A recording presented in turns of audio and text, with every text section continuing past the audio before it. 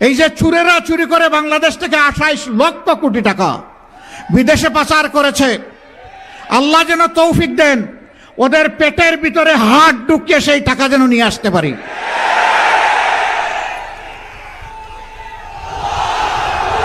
এটা বাংলাদেশের বার্ষিক বাজেটের 4 গুণ।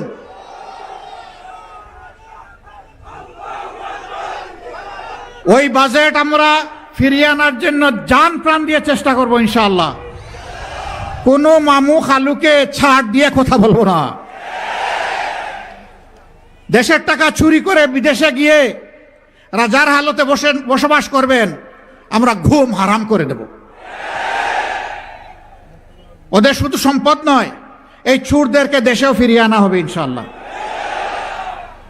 এনে তাদেরকে বিচারের মুখোমুখি করা হবে।